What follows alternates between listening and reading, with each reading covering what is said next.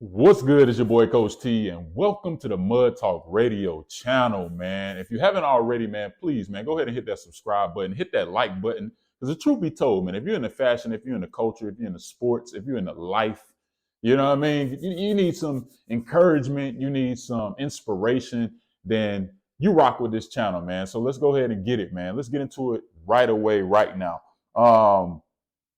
We're going to talk Jordan 1s today. And again, I try to tell people, man, I'm not necessarily a sneakerhead, but I am into fashion.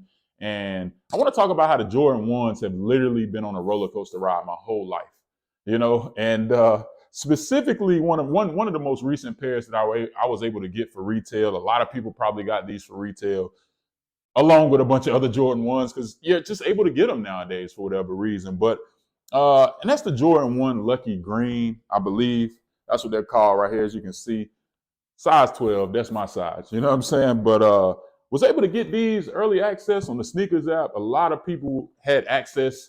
And I think it's because Nike just really, really, really wanted to make people believe that they were special enough to get these. But we're going to talk about why the stock has actually plummeted on Jordan 1s. And honestly, what's the new it shoe as it pertains to Jordans and fashion and culture and things of that nature.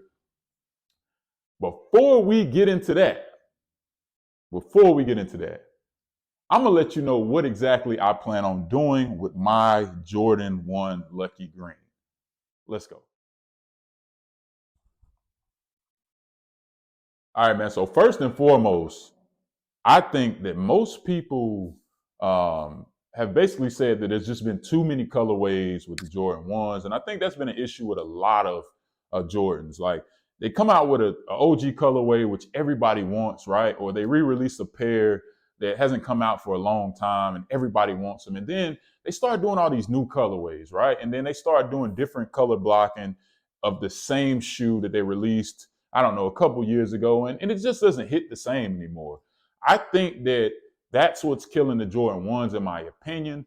But on another note, I also think it challenges a lot of people to go outside of the box when it comes to being able to put together an outfit, being able to style a specific shoe, and knowing what to do with the shoe. That's when you really, really, especially a person like me, I start getting excited about stuff like that, especially if I actually like the shoe. And it doesn't have to necessarily be popular. It doesn't have to be a sought after pair. But at the same time, knowing how to style that shoe really, to me, shows your ability to be able to put it together. And so that's some of the things that really excites me about shoes that are underwhelming to a lot of people. And they're not necessarily something that a lot of people want.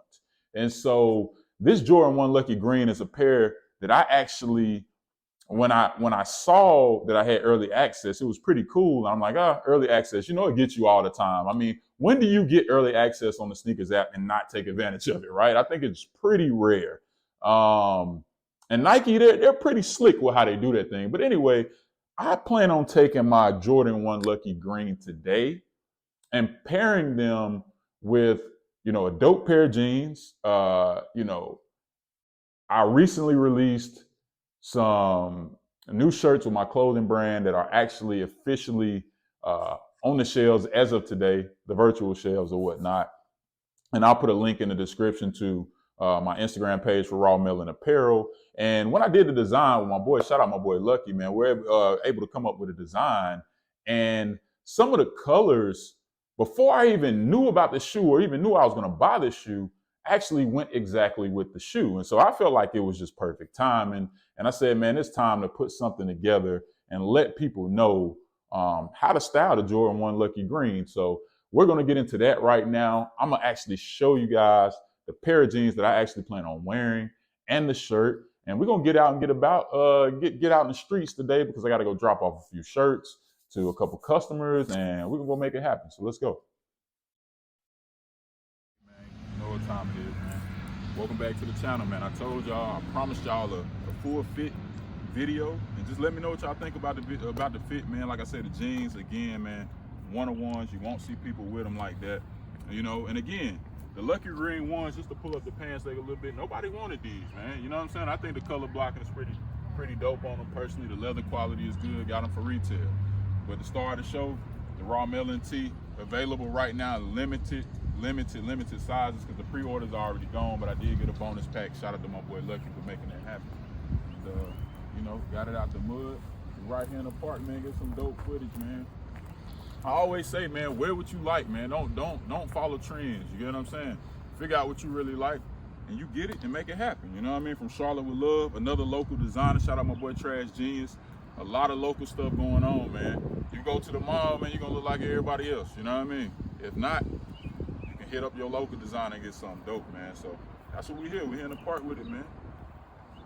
Got my boy Trish baby on the camera right now. You feel me? You know, go get the ones that love you, man. They gonna shout out. You know, they gonna get it right.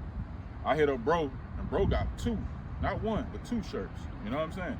And paid full price, and that's my blood brother. See, one thing about minorities, when we create something, we automatically either discount ourselves or our own people would tend to like throw a discount on us. Like, man, 40, that's too much. 45, that's too much. 50, that's too much. But y'all go and pay 160 for a brand that, you know, the owner ain't never gonna know you or care about you. And honestly, you're gonna look like everybody else. So if you ain't willing, they ain't willing to pay your price, they ain't your customer, man. Let's just say that. They ain't willing to pay your price. They ain't